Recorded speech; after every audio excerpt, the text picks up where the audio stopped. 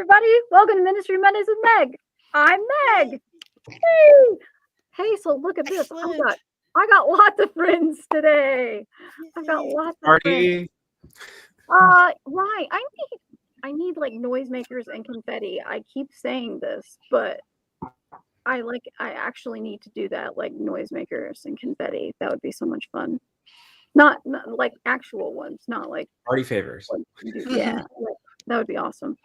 Anyway, so welcome to the show, everybody. Welcome to Ministry Mondays. It's Monday. I'm Meg, and that's probably about all you need to know. This is the show where we talk about all the stuff that you do beyond the pulpit, beyond all the regular worship things that happen in church. So today I have some of my friends with me to talk about their own thing. But before I forget, I want to actually tell you all about something very important.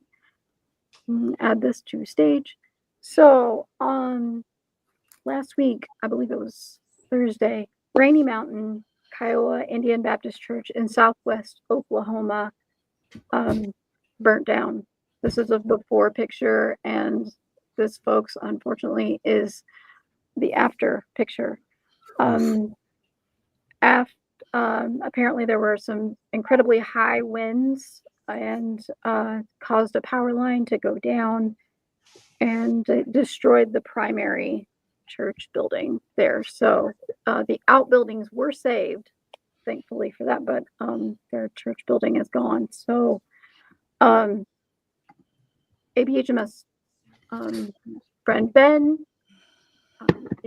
is deployed staff out there, and so Ben Sullivan let us know about this going on, and so I will put in the here's you can help us rebuild by going to ABHMS here, but we'll also put this the link for Rainy Mountain if you would like to support the rebuild. We'll put that in show notes, and we'll put it in comments and things like that, folks. So right, so I'll remove those for a second so we can make everybody a little bit bigger. So now on to introductions. I already said I'm Meg. If this is your first time, welcome to the madness. Those who know me know that I have a little bit of ADD. Sometimes it's worse than others. If you've not been here before, where you been?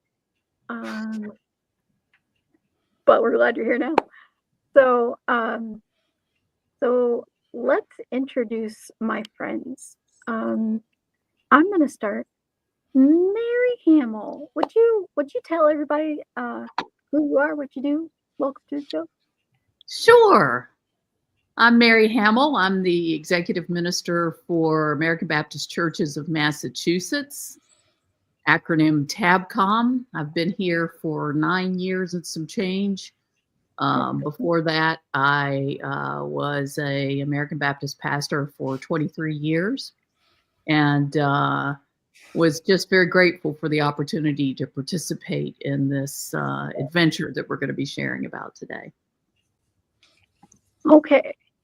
Well, welcome. We're glad to have you. Mary's a first timer, but Michael Friday also has a podcast of his own.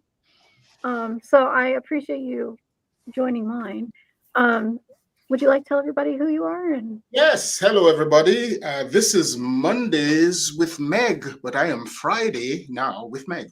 I do have a program that I call Mondays with Friday. I do it most Monday mornings, but I'm glad to be here with Meg on Monday evening. I am the executive minister of the American Baptist Churches of Greater Indianapolis. And one of the things that grabbed me about this trip to the border church was not only because it was a free trip, but because as an immigrant who has always functioned in the United States, very conscious of where I've come from, and always functioning in missionary mode, and never having been to Mexico, I thought that there would be some things that would resonate with me And I got more than I bargained for. It was a wonderful weekend with friends, and it was an eye-opener for things other than just the border church. I'll probably have an opportunity sometime during the hour to talk about it. But I'm glad to be here. Thank you, Meg, for hosting me. Yeah, we're glad to have you. Up next, Mindy. Mindy, you all should know anyway that Mindy's like, what is it? Is this 3 or 4? I think this might be the third one. Okay, because I was trying to figure out if you have been here now more times than Paul, or you're even with Paul Schneider. I think we're even. Okay. I'm not 100% sure. I know I did one with Paul for Hope Punk Theology. Yep. I did one by myself as an author, and then this one. Yeah. So even with Paul, that means, Paul's got to go again because Paul likes to be on the show more than anybody else. So if you're watching, y'all are gonna have to get the special jackets for the 3-timers. And like SNL. Yeah, that'd be awesome. There we go. There we go. And last but by no means least, Seth, who has also been on the show. I actually, for some reason, I know you were season 2, episode 1, but welcome back. You're a memorable guy, man. That's right. Well, hello everybody, and happy St. Patrick's Day to those who enjoy that. You don't see any green up here, but my wristwatch, and here it goes. My pants are green as well. And so no one can pinch me virtually, not today. I am an American Baptist pastor. I serve in a couple different contexts. I call them my gigs. My Sunday morning gig is at First Baptist Church in National City. National City is part of the San Diego area, just south of San Diego, between downtown and the border. And then my Sunday afternoon gig, I actually drive down to the border and participate in what's called the Border Church. And I've been part of that ministry, both ministries, in fact, since 2017. And I've been the lead pastor at First Baptist National City since 2017, but at the Border Church for about 3 years now. And so at both of those, working with refugees, immigrants, folks on the margins. And it's been just a really awesome experience doing those things. And talking about awesome experiences, a couple weeks ago now, these 3 guests and about 4 more came down to the Tijuana, San Diego region. And that's why we're on the show today, I think, to talk about those experiences. So thank you, Meg, for having us. When you said, hey, let's talk about that, I said, yeah, let's get them to talk about that. Spread the work. So, yeah, thank you. So I did a little homework, which I don't always do. And so I read where on the U.S. side that the Friendship Park was closed. Okay, I guess I should back up. Right. So as I understand this is as I understand it, and then you can tell me how wrong I am. As I understand this, there used to be on the Mexico side and then on the U.S. side where folks could meet at Friendship Park. Is that right? All right. So I'm a little bit of a history buff. So how about I share a little history? And some of this is in the Judson Press book, Selfless, Shameless Pug, right? The Border Church. The book about that's called Church at the Wall, and Judson Press released that a few years ago now. But so back in the day, the Border Church started just as an ad hoc celebration of communion that became a weekly celebration of communion right there at Friendship Park on both sides of the border, where the U.S. and Mexico and the Pacific Ocean meet. Right, they kiss right there, and we were able to, for a long time, have communion there. And when I started in 2017, it had already been going for at least 6 years. And then between the 2011 date and then the 2020 date when Friendship Park was closed, there was a ratcheting effect, making it harder and harder for people to visit Friendship Park on the U.S. side, until finally in February 2020, it was closed. It was closed, and it hasn't reopened. So there's a lot of reasons why, but there's also a lot of advocacy with local officials, state officials, and federal officials to get Friendship Park reopened on the U.S. side, because over half a decade for family and friends and worshipers not to be able to meet through that fence is just way too long. It's inexcusable, honestly. Yeah. So on the U.S. side, I wasn't able to meet through the fence and have a pinky kiss, like we used to call it, with our friends here.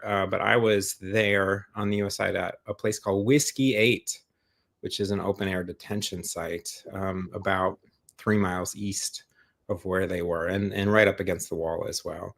And so we, every Sunday, we have a call in, and, you know, on a video call on WhatsApp, which is a messaging app. And we say hello, and we, you know, check in with our friends, Pastor Guillermo and others on the Mexico side. They check in with us, and then we pray together. But because tech at the border doesn't always function the way it does elsewhere because of different signals and all kinds of stuff, that's all we can do for our connection. But it's something.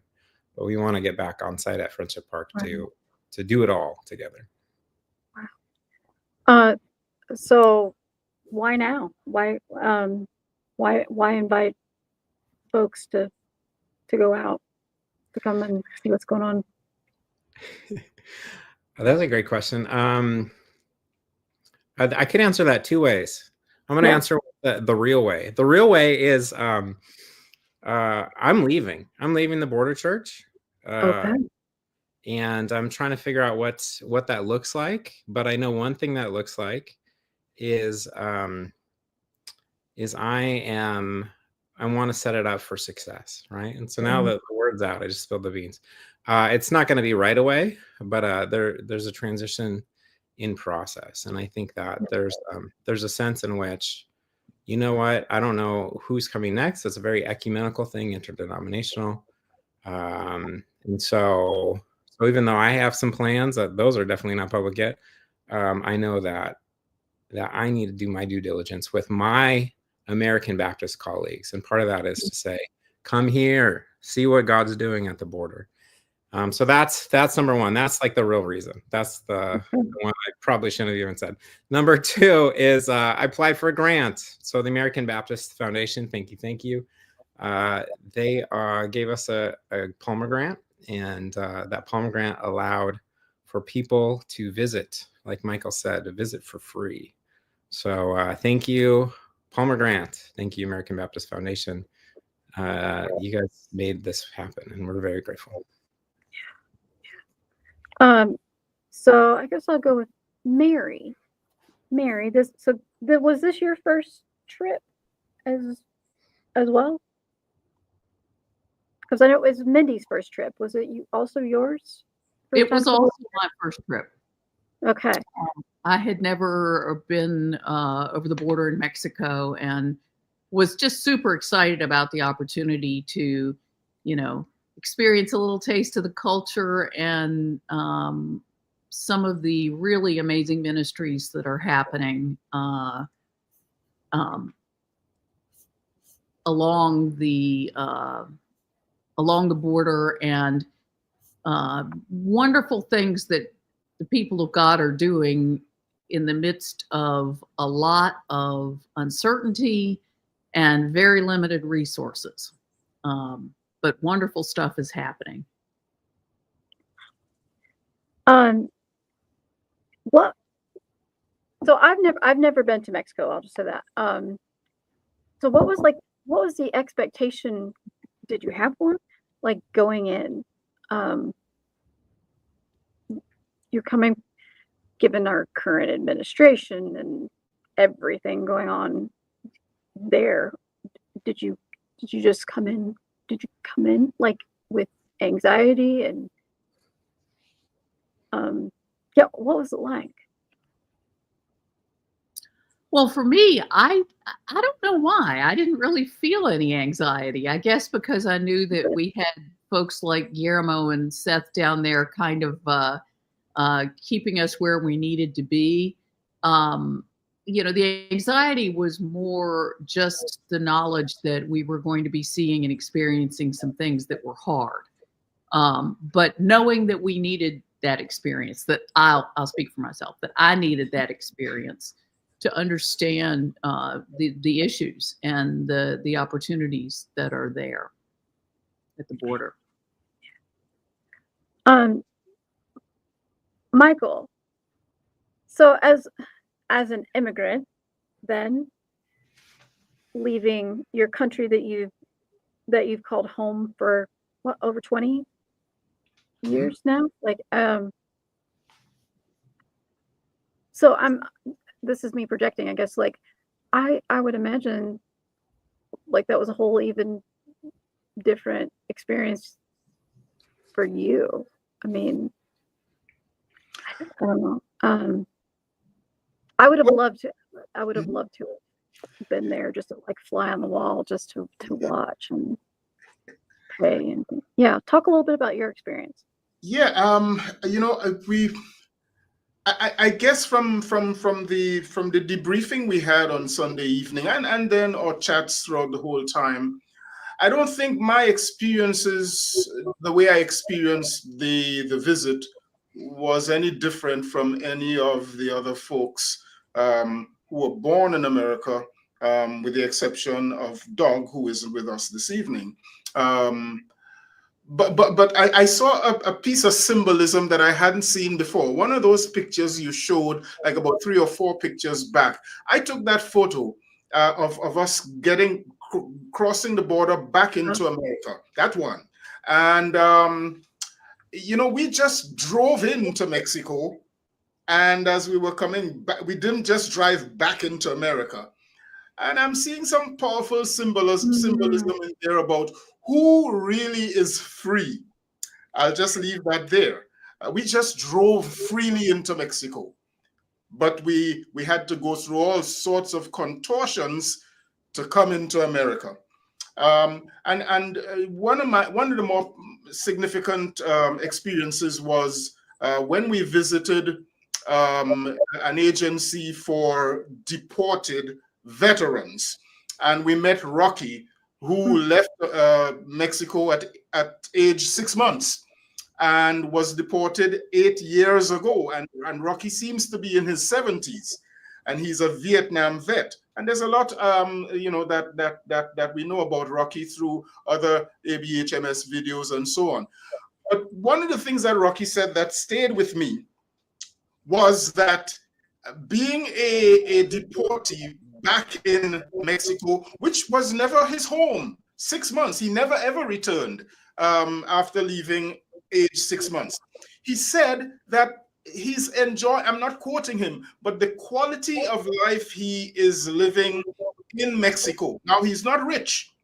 He has property back in America that he can't access. Rocky is at peace. I think it has to do with his faith. I think it has to do with the way, the impactful ways in which the border church does church, but it has to do with mindset, and it has to do with the fact that places that other people would like to call hellholes or other kinds of holes do have spaces where the grace of God can be found, and that was important for me to see. And that is important for me to think of as I think about people who are at this very moment being deported, some back to the places where they were born, some to places where they weren't even born, never ever saw in their lives. And those are the kinds of, the kinds of broader thoughts that come to me from this experience. I think that's yeah, that gives you a lot to think about, especially when you're talking about, that where we talk about welcoming the stranger, and here it is, you're more or less, you're welcomed into Mexico as strangers from another country, but then to come back into your own country, not so much. Wow. Can I also just reiterate what Michael was saying? Yeah. Because a lot of people don't know. They are deporting, the U.S. federal government, are deporting U.S. veterans, people who by joining our armed forces, said, I am willing to die for this nation, they are kicking those people out after being honorably discharged. And that is not honorable. And if I can interject, one of the Yes. things that really struck me was hearing that, you know, places like the Deported Veterans Resource Center, they're helping veterans access their benefits, but that the U.S. military and ICE don't talk to each other. And so the U.S. military sees these men as veterans who have served the country. And so therefore they can come back to the U.S. once they've died and be buried, you know, with honors in a national cemetery. So you can cross back as a U.S. veteran who's been deported in a body bag. Think about that. That's what we allow. Not to come back when you're alive, but once you have passed. That to me it's not only not honorable, it's immoral. It's absolutely immoral what we have done to these people who have served our country. Here, go serve our country, be willing to lay down your life, and then we deport you. Like you said, what, 6 months old to a place you left when you were 6 months old, and wow. But yeah, and you can come back when you're dead. Okay. What is there nothing that can be done? About that particular issue, there's you can talk to your congressperson, right? Because there is some legislation that's in the House. I'll look up the bill name and number, but yeah, there's legislation. But in terms of the law enforcement mechanisms, those are in place. The the ICE, Border Patrol, they don't have a whole lot of discretion not to enforce. Right. And even if they did, I don't know they'd use it. But it is the law that they deport certain kinds of people if they get into trouble with the law, even if they've served, they've paid their debts to society, right? And a lot of the reason that people are going to prison is because of untreated mental health issues. And then instead of getting them into some sort of psychiatric care, they kick them out to a place they maybe didn't know ever. Like Rocky, our good friend Rocky, he learned Spanish once he got deported. That's insane. Yeah. Rocky actually, when we were visiting, asked if anyone from Wisconsin, and of course I raised my hand, and he lived in Fond du Lac, Wisconsin. He talked about hockey with me and the Milwaukee Admirals. He knows more about Wisconsin than he did Tijuana. But as Michael said, you know, he seems to be, he's one of those people who has found a purpose and meaning for himself in this and to help other veterans. And I think that's wonderful. And it's the way God is using him where he's at. And that also inspires me to want to help others who have ended up in that situation or to prevent those from being deported. I know Doug, who is not able to be with us, is already wanting to work with those in the Latino community to ensure those who end up in military service that they get their citizenship paperwork done, because what happens is military recruiters will lie or stretch the truth or just say, oh, you can get that taken care of, and it doesn't come to fruition. And so to make sure that they get their path to citizenship while serving completed so that this doesn't, you know, happen to them. Now, given things in the current administration, we don't know how that will happen, but there is some of us were inspired to do something based on Rocky's story and the story of others. Yeah. And I found the legislation. It's HR, right? HR 4569, HR 4569. And the title of the bill is the Veteran Service and Recognition Act, right? So the Veteran Service and Recognition Act is trying to recognize the fact that these veterans served our nation and probably should be treated as such. More than probably, absolutely should be treated as such. Okay, I know you said Rocky was deported like 8 years ago. Patty Lawrence had asked, like, how long have we been doing that? How long have they been deporting veterans like this? since the mid 90s. I don't recall the exact year, but 1996 was the Bill Clinton signed that into law. So it's been happening since 1996. 96. Right, which is a long time. And, who knows, unless Minnie does, because you're really good at your research, Minnie. But, right, he maybe didn't even know that the legislation he was signing would change the legal code to make it so that honorably discharged veterans could be removed from this country. So a good reminder that legislation matters and the wording matters a lot. Wow. So Mindy, this was also your first trip, right? Yes. I had been to Tecate before, which is about an hour east, but I hadn't been to Tijuana before. So what was this like for you? It was pretty powerful. I mean, I was the first I kind of admitted that my perception of Tijuana was based a little bit on TV shows and movies. And the funny thing is I was at a Latino church yesterday where some of the people there were like, "Oh, was Tijuana safe?" Like, there's a stereotype even among people from Mexico about Tijuana. And Tijuana is just like any other city. There's, places you don't want to walk around at night, and then there's beautiful touristy places, and then there's, it's a big city of about 3 million people. So it's got different areas. I was pretty I really loved learning more about the history and culture of Tijuana, and just remembering, and this, we all learned this in elementary school, or most of us did, this was California was its own republic, and the Baja area was, this was all has a rich history. It's not just the United States has always existed in Mexico. I mean, we know that. We know the indigenous peoples who were there before, but that was kind of just neat to see all the variety of history and culture there. But one of the things that struck me, you saw that picture of the lighthouse.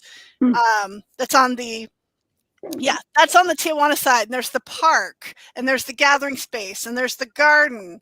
And I don't know if you have the picture of the security tower, what the U.S. side looks like, where the garden's been ripped out and walls have been put up. And I really, going to what Michael said about coming back to the U.S., I really wanted to correct myself. I had this feeling like, gee, it feels like we live in a police state.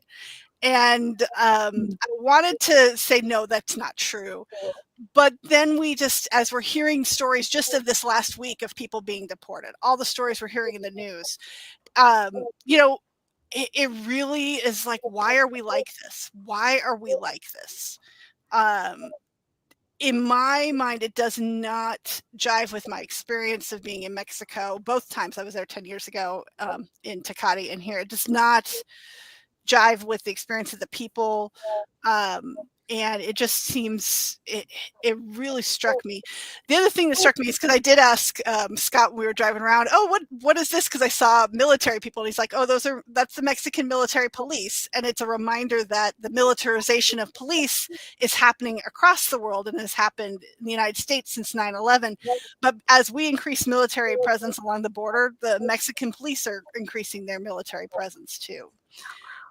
So, but it was just very, very much struck me because I had read Seth's book and I knew about the lighthouse and the security tower, but then you see it and it's just, you look at the U.S. side and it's ripped up. The garden is ripped up. It's just bare dirt. There's 2 walls.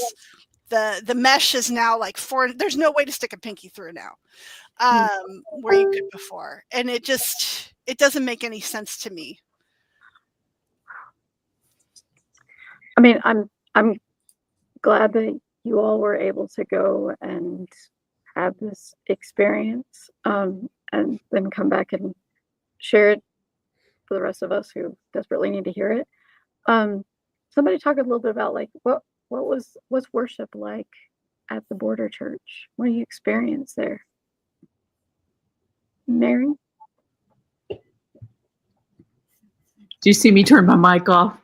I mean, to me, that was the ultimate experience. We saw and did so many amazing things, but to have the opportunity to be part of that worship experience and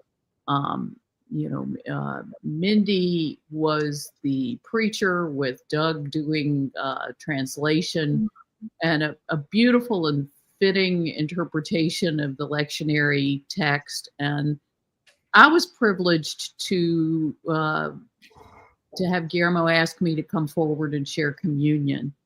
And it's going to be one of my most significant memories of being in ministry of my entire life. Wow.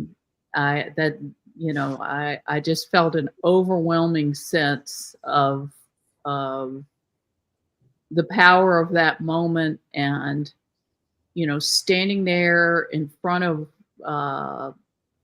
such a diverse group of people, and inviting us all to the table together. It was just an amazing moment. Wow. It gave me goosebumps. Hearing you talk. Wow. It was totally amazing. I felt so privileged. I'm so glad you had. As somebody who comes from the Caribbean, where I've experienced many forms of outdoor worship, even when you're indoors. There are buildings either without walls or with wide open windows or with just a zinc galvanized roof, no ceiling, and so on. And then having lived in America for 2 decades with all the HVAC and enclosures and so on, every time I'm about to talk about the border church, what is about to come out of my mouth is the church without walls. And there's a sense in which, even though this is a church at a wall or a dual wall, it's really a church without walls, because you're out in the open. It was just interesting to be out in the open air. The sky as your canopy. That's not original. There's some hymn that has that as a line. The sky is your ceiling. There are no boundaries except the ugly, stupid wall. But along the wall there are no boundaries. There were animals in worship. People brought their dogs. There's the ocean free except for the stupid wall jutting into it and distorting its grandeur and all of that. And it was just such a. I've often wished that I could pastor a congregation that is not encumbered by buildings, because it's more than just the freedom from the mortgage and the maintenance and so on. There's something about this. There's something powerful about being unencumbered. And yet these are people who are encumbered by a stupid wall. A church, an international church, that is separated by a wall. It is two sides of a single church, but yet one church. At a wall, but without walls, without boundaries. There's something boundless about this. And again, that's something that I don't know quite yet what to do with it and how it would work through me. But and more than how it would work through me, there's something I know, there's a nugget in it that I want to share with my region, with churches, while I still have the time. There's something powerful about that. Don't know what it is. Ask me 2 years from now, perhaps. Okay. Well, when you figure it out, you come back and you tell us all about it. Open invitation there, Michael, to do that. I would love to. And I appreciate that very much, having, also been a pastor like the rest of you. The church without walls, because how many times do we talk about, putting God in a box and see you next week, God? But imagine if we let God out of the box. Same thing for walls. So, wow. Can I say something about that as well? Please do. Yes to all that. And the United States Border Patrol is like our deacons board, right? They're the ones saying, you got to use this space, you can't use that space. And we've all had deacons boards. this one's the worst. Right? And so I think that's an added layer, right? There is this ugly wall, but there's also the people who have put it in place. Right? There are the organizations and the systems that keep that there and keep us from truly expressing the wide open expanse of creation and God's love. And so we live in that tension in that liminal space, and it's so apparent, like you all experience every Sunday. Wow. And I wanted to say, because I ditto what Mary said. It was one of the most powerful experiences of my life to participate in the border church, and had a moment of panic of what the heck do you preach? And then the lectionary, I'm like, oh, I'll just rely on the lectionary because Pastor Guillermo is Methodist, so I was like, he'll know the lectionary, and it actually was my least favorite lectionary passage, which is Transfiguration, because I'm like, what the heck happened there? But it turned into this beautiful moment of we can't stay on the mountain, because in some sense, as hard as everything was, it was also kind of a mountaintop experience for me, if that makes sense, like just the impact spiritually. But that we take those memories with us, and we take our ancestors with us, and we take, we can't stay there. We have to go forth. But I also wanted to say something about the wall, because you see we're on the Mexico side, and yes, this is a thing of ugliness and harshness and violence. I mean, there's memorials to people who have died there, migrants who have tried to cross, and they've turned it into something beautiful. And for me, I had this moment, and I shared in the reflection when we were on Sunday night, how the cross, that's a symbol of torture. It was Roman, oppression of the people. It was a symbol of everything ugly and violent. And Christ has turned the cross into this, symbol of the greatest act of love for us. And the most powerful moment, I don't know if you have a picture of our picture of that, is when Guillermo invited us during the worship service to put our hands on the wall as the prayer of confession. Oh, wow.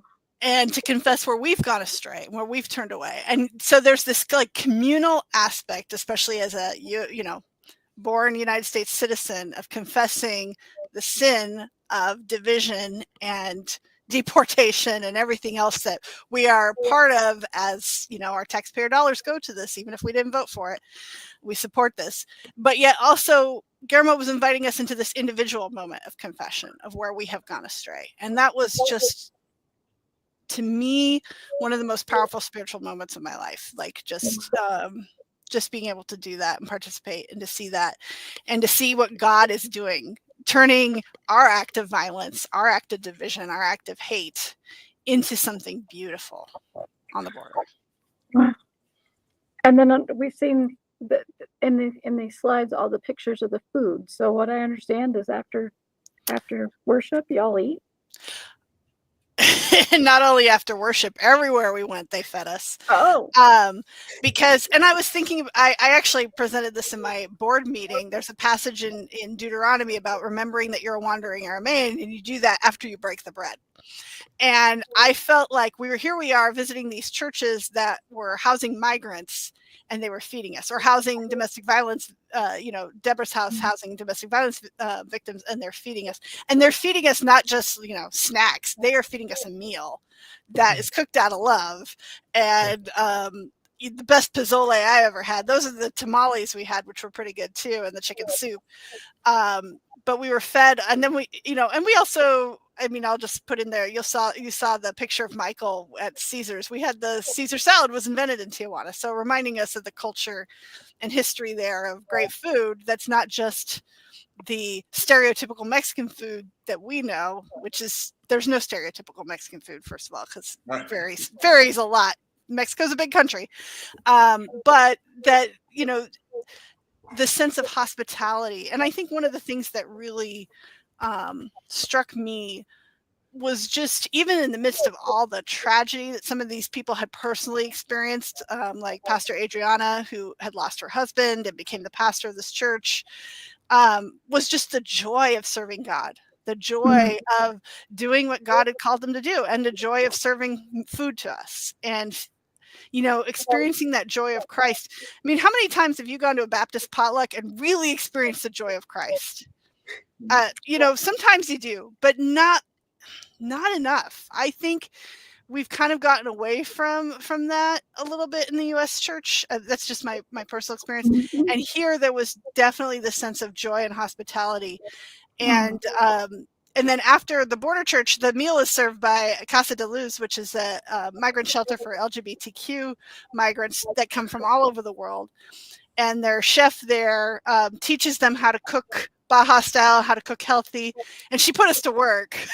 She made us get in the kitchen and chop vegetables and squeeze limes. And it was really good. And then they served food to us. Sorry, I didn't know that. I'm so glad she made you do that. Oh, yeah. She put us to work. She's like, they were like, okay, there's onions to be chopped. And she corrected people, or the cilantro, she's like, you did chop that. You got to chop it smaller. And then the limes, she was like, no, you can squeeze more out of the limes with the spoon. I really want to get them a lime press. That's like, if I could buy Casa de Luz anything, it's buy them a lime press to save our thumbs. But yeah, then Casa de Luz serves the meal at the border church and participates in the fellowship. And there's, very much the sense of deep love that people that, compassion for people, no matter where they come from, that I really felt in every place we went to, in every place we visited. I wanted to raise that as well as part of the, an observation about the worship. I don't want to get anybody in trouble, but, our denomination is not homogeneous about practically anything except that Christ is Lord. And that's one of the things we forget. That we, where I'm going with this is that we're still multifaceted. I was going to say divided, but we're still multifaceted when it comes to how we view LGBTQ issues, and really not issues, but people. LGBTQ people.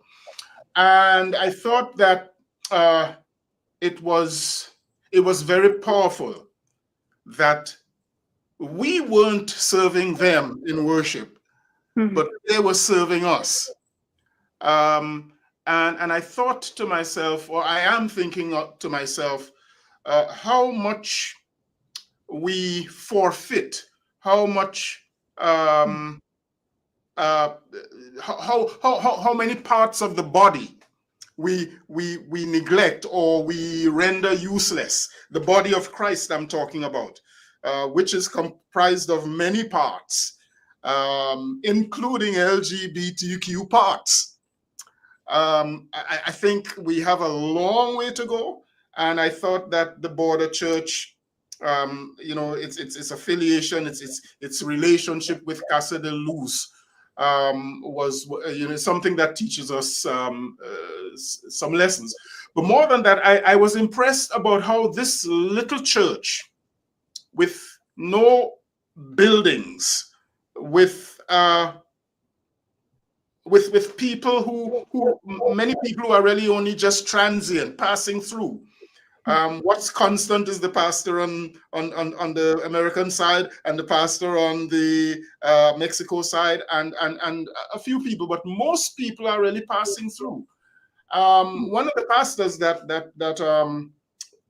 Mindy just mentioned, the female pastor who took over her church when her husband died, she estimates that they have served since COVID, I think she said, about 8,000 people.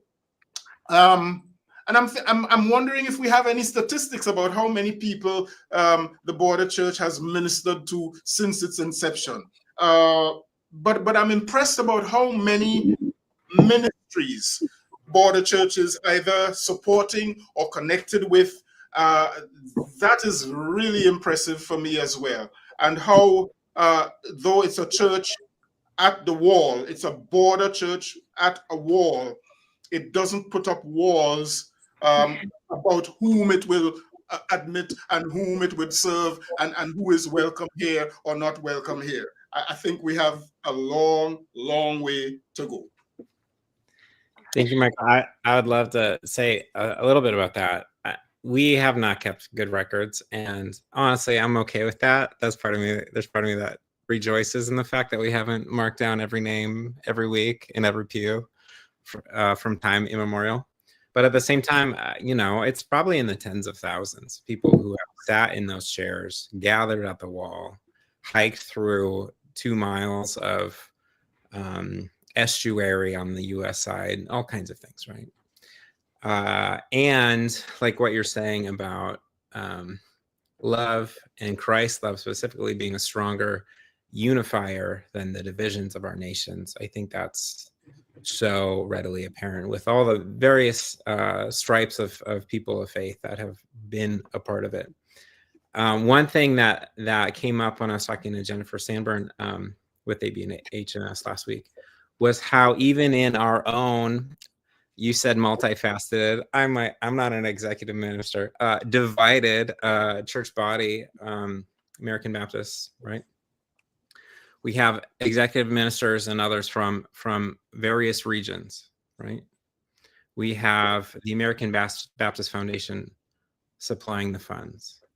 We have ABHMS that we're on podcast with now and was part of the book being published and have been some of the best grantors and helpers from the American Baptist. And then we even have IM, right? Because Delirious and Moise, our missionaries in Tijuana, were so faithful in showing us what it was like just a few minutes south of the border, not just right at the wall. And so even with us, right, it's on these edges, it's on the margins where God's love can speak the loudest, where the gospel can be displayed the best, No offense to King of Prussia, but maybe it's not there. Maybe it's somewhere in this liminal space. Yeah. I mean, I'm not going to disagree with you and say it's in King of Prussia, but I think one of the things that just really struck me about the experience, we visited several local churches who had feeding ministries and sheltering ministries with folks from a variety of migrants from a variety of communities. It was actually kind of a surprise for me to discover that it was, that these churches in Tijuana are housing people from the Caribbean and from Russia and from different places that where people had traveled to the border and found themselves stranded there, often with families. And what struck me is several experiences with these churches who have so very little. Pastor Adriana, who I hope I got her name right, shared her testimony about starting to host migrant families and dealing with COVID at the same time. And the first night that they opened up their church and had people sleeping there and not having blankets or food or really anything much to go on, but stepping out in faith and offering what they had for, to be a blessing to people who were, many of them in very desperate circumstances. I hesitate to say this, but it was hard for me not to think of the average American church where when a need is met, there's usually a lot of reasons why, we can't do that. We don't have the resources. We don't have the space. We don't have the permits or whatever. And then, to see how much churches were doing to shelter people, to feed people with so very little. And big dreams, buildings that were just barely being held together. And they're talking about next we're going to build this and we're going to add a room for that. And just the joy of putting everything they had into the ministry that they feel called to do. It was very powerful and an example, I think. How do they fund this? Like feeding all these people and things like that. All kinds of ways. Seth can probably take that one a little bit better, but we heard a lot of creative stories about how that happens. Yeah. I mean, everything from people, local folks in the churches and in the community digging deep into their pockets, giving sacrificially to certain kinds of government funds in Mexico, to grants from folks on the U.S. side, donations from folks on the U.S. side. Yeah, it's amazing. And if I remember correctly, at Pastor Adriana's church, some of the grant funding they had was through U.S. government grant that got cut off, because I remember they said some of the, I think it was USAID money that has now been cut off, but it didn't deter her. They were going to keep doing what they were doing, even if they didn't have that. But it's also a good rallying call for us to say this is helping Baptist ministry in Mexico, and it's being held up right now because of stuff happening in our own government. Yeah. Okay, so then if folks wanted to support this ministry, how do we go about that? Yeah, I think that's a great question. So the weekend that the executive ministers were out, we visited several ministries. So I would say that the two best ways of approaching it would be to contact me, or to contact Delaris and Moise. But since they're not here to provide their best email address, just contact me. Okay. And you can contact me at seth@friendshippark.org, seth@friendshippark.org, or you can just go to borderchurch.org, and there's some contact info there, and you can even donate there. The donations there will go directly to the Border Church, but if there are other ministries that you're interested in funding, you can also just ask, and I can make sure to point you in the right direction. We'll put all that in the notes and the comments. And I was going to say, Delaris and Moise also, they're not only on international ministries, but they're there's both Deborah's House and then one of the ministry for migrants those are both projects that you can donate to through international ministries, because they said that. So also, if you I can give this to you later, but if you go to the ABC Wisconsin website, I wrote an article and I had links in that article directly for those things. But Seth is probably also the good point person to talk to. So. And we'll add all those things to notes. Yeah. And I did want to say something. Just Delaris and Moise they took us around. They took us to these different shelters. It was great to see not just Seth's connection there, but this connection. And it was a reminder that this is what our global servants do around the world. It's just the connection with the local people, the local churches, and helping connect us to ways that are helping to meet the needs that the local people see. This is the need. This is what we need. And it's not us coming in and telling them, oh, we see this and we need to do that. And that's been the history of our missions. And it's a reminder, and being there with Delaris and Moise, it was a great reminder of the ways we can be connected as American Baptists. I think in a unique way compared to some other denominations. Yeah, I have I'm thinking beyond the immediate. Not that the immediate ways in which we could help is not important. It's a kind of what if situation. I don't know how far this video would go, but I'm thinking to myself, so the border is along states, American states that most of which we call the Bible Belt. Here in Indiana, there is a bill right now in the legislature to try to get chaplains into our schools, our middle and high and elementary schools, and immediately our First Amendment comes into the picture. And I'm wondering what if that energy and that kind of objective might have been leveraged by people of faith in the Bible Belt, so that instead of pouring money into building a wall, that money was poured into providing officers, people, border agents. And the church, what if the church had used its influence to say, okay, more people than wall?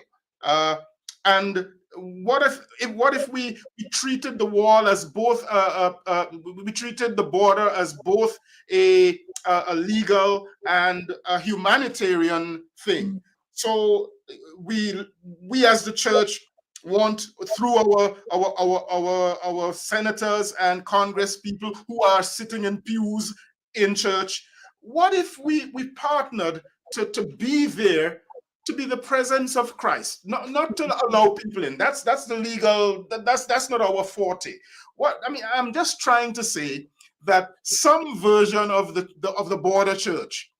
What if powerful church people with powerful senators and powerful congress people who call themselves followers of Jesus, what if they had done something different? Now, it's too late to go back there, but I don't know what kind of ideas for being church differently in other spaces. I don't know what kind of power there is in this silly imagination that I have.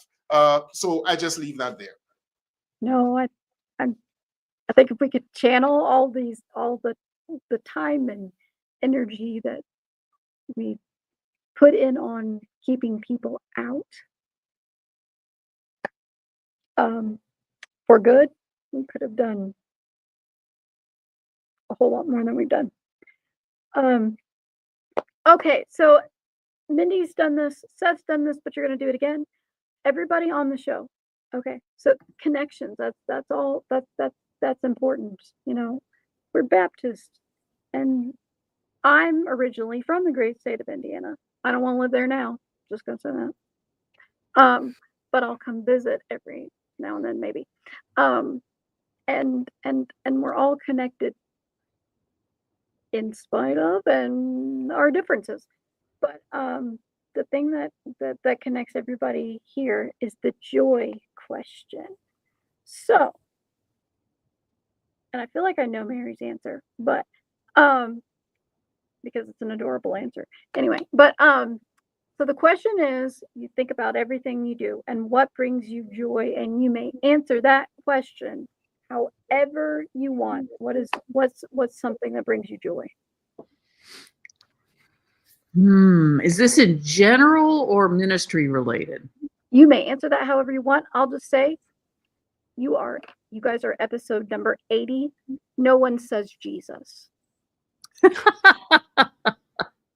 Just saying. No one, they did once, but that was a joke.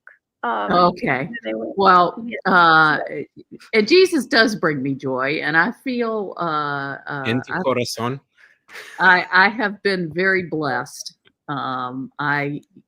The joy of my life is getting to do a ministry that I love and continue to love. I'm a newlywed with kind of a bonus round in my life in that department, and I also have the world's most adorable grandbaby. That's the one I was, yeah. And I mean, having seen pictures online, she is an adorable grandbaby. I mean, it's a tough argument to go against. She's right, she's which is why most people don't go with Jesus. I mean, they go with their grandkids and their park, and once somebody went, "Can I say silence?" And kind of said it like that, and I said, "Oh, do you have teenagers or something?" "Oh, yes, I do." "Can you tell?" "I can." Anyway, how about you, Michael?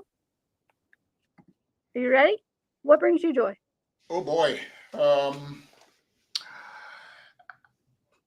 Family, but also, so I'm cerebral. I'm pretty cerebral. My worship style is contemplative and cerebral,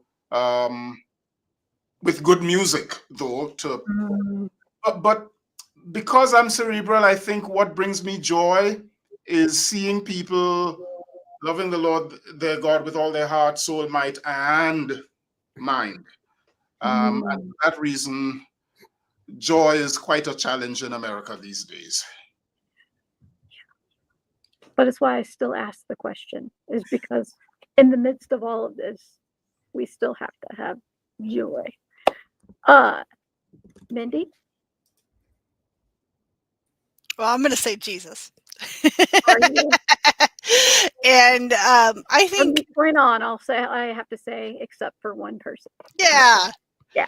Well, I mean, thinking in context of the trip, in context of my ministry, in context of my family, in context of being able to use all of my spiritual gifts, it all comes back to God and the joy that I have from what God has given me. I think it's right now I'm in the midst of the world being a dumpster fire. I'm kind of living my best life, which I feel a little guilty about. But that this is, it's more of an Esther for such a time as this. I was just with a committee with the Wisconsin Council of Churches, or writing a statement on religious nationalism. And apparently writing statements like that is one of my gifts, because I'm a writer. And so I wrote something, and like nobody in the committee, they were all like, yeah, this is good. We're going to submit it as is. And because I'm Baptist, it had scripture references in there, because I know all my scriptures.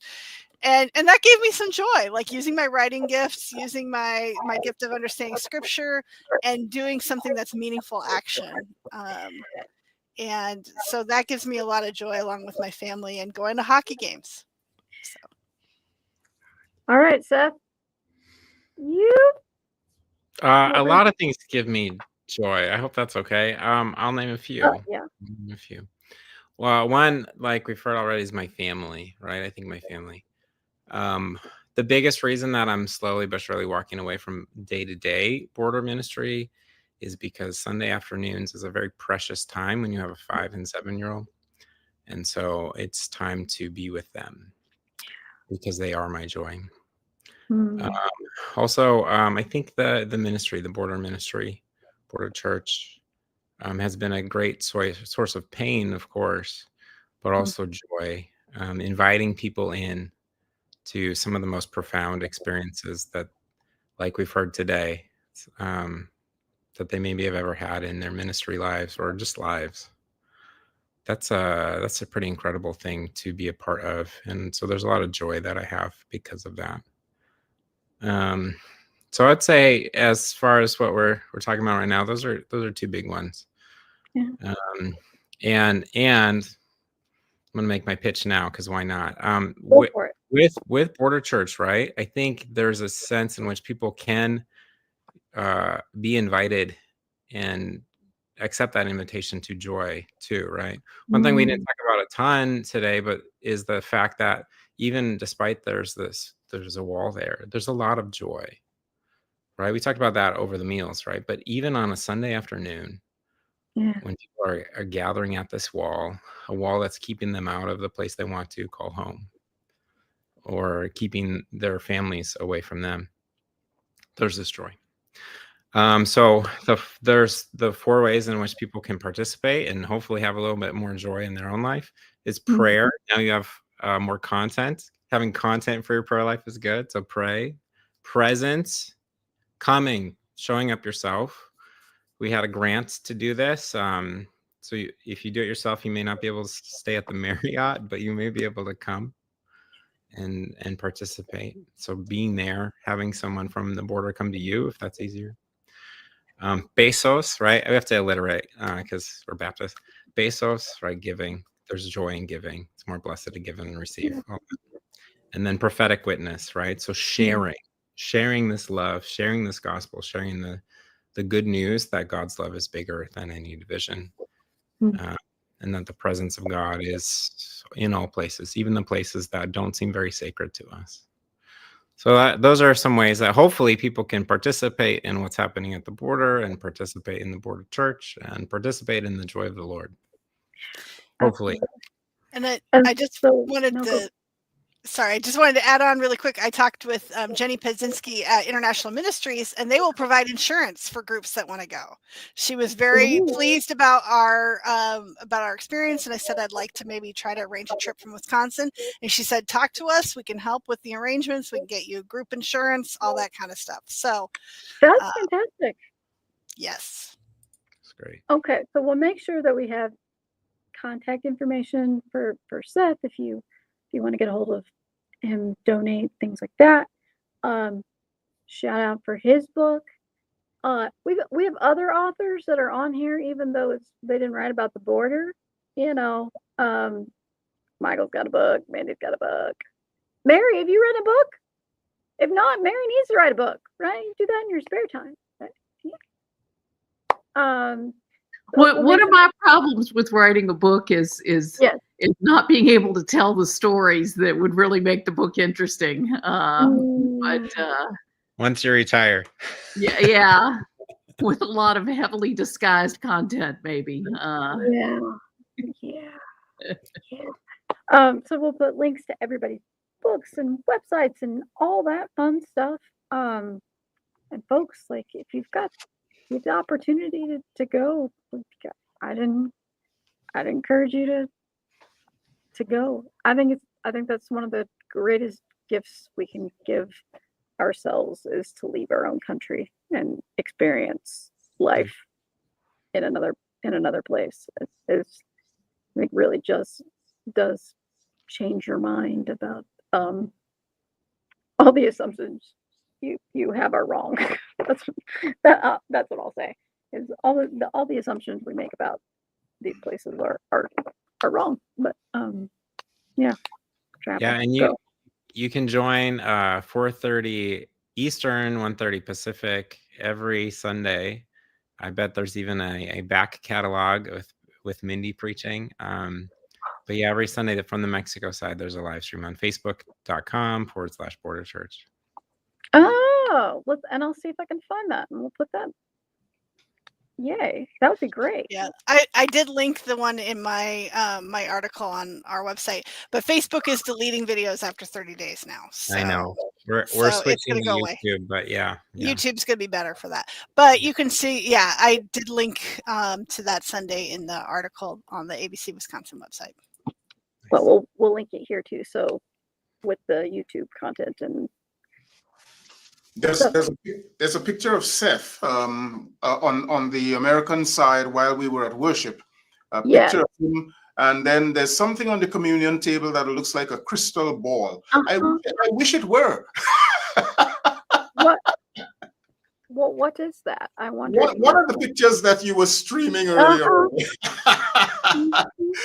Yeah, inside is the communion bread inside the crystal ball. So I don't know what that's. Oh, okay, like a holy orb communion bread. Okay, got it. See, all right. And I'll make sure that I get all of the pictures added, so you all can make sure that you see things like Mindy and Michael, and they're touching the wall and things like that. So I'm grateful to each and every one of you for your time and for being on the show. And wasn't too bad, right? And I'm grateful for everybody for watching, and do what you can to support others and ministries, and find that thing that brings you joy, and then do it for the glory of the Lord. And we thank everybody for watching. Thanks for having us.